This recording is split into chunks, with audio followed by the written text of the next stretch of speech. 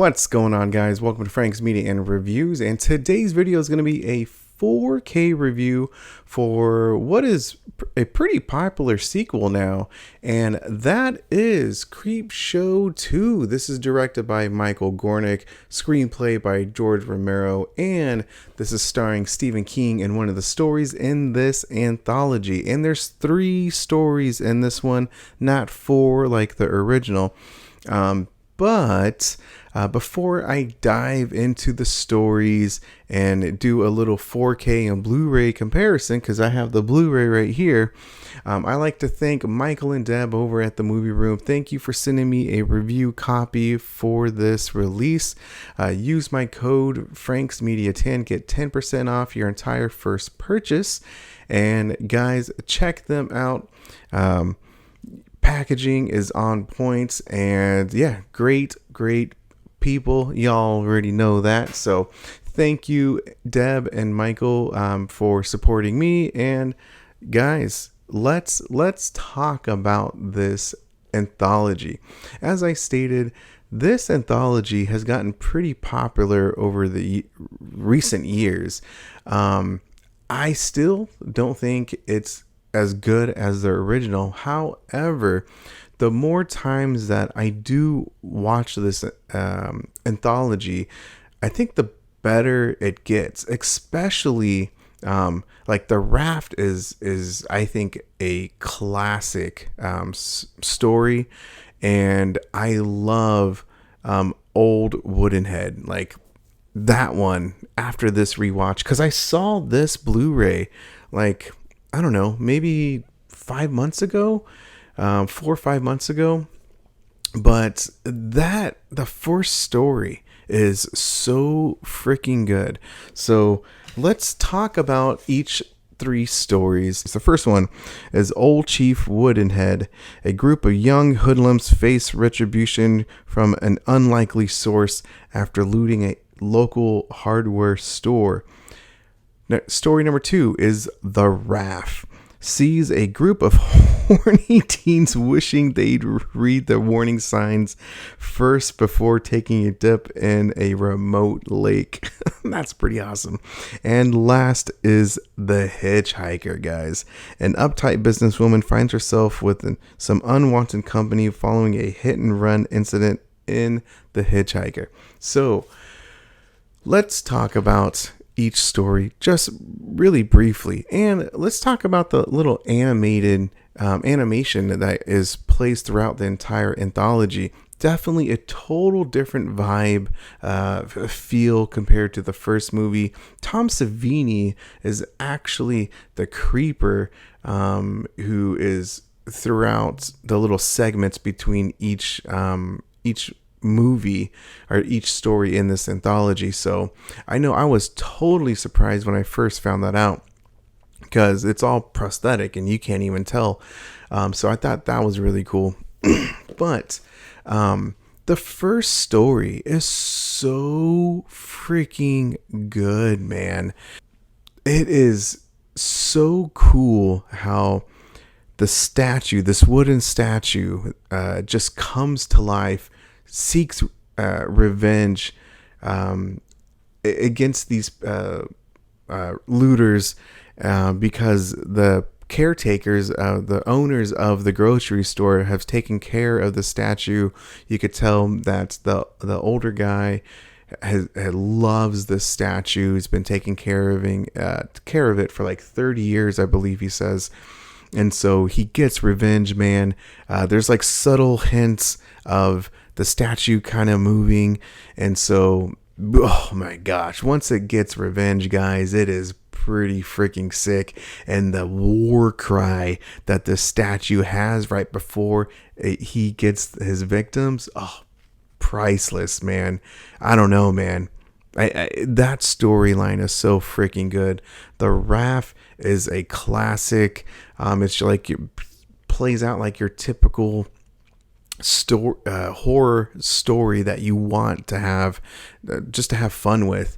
And it's got this awesome creature that's in this lake, and the kills to this story is very iconic in my opinion, and it's so freaking good. Every single time that I watch this story, The Raft, it just gets better and better. And speaking of better and better, is The Hitchhiker. At first, when I saw this movie, I didn't really care for it. But what really gets me is the hitchhiker himself. I love it, man. Hey, lady, thanks for the thanks for the ride. There's like this comical, ongoing theme that plays out in the story, and it is so funny. It's dark humor, and I love how it ends as well. So good, chef's kiss. Honestly, every single ending in these three films, I think is as good, if not better, than in the original Creepshow. That's just my opinion. Maybe that's a hot take, but I love the ending to each one of these films. I think that's also what makes it like very rewatchable. Are the endings to these three stories, and then you get like an inner story of that kind of plays out through the animation, and which is here. You can see right here at the Venus flytrap. So that's pretty cool. Definitely total 80s illustration, which I really love.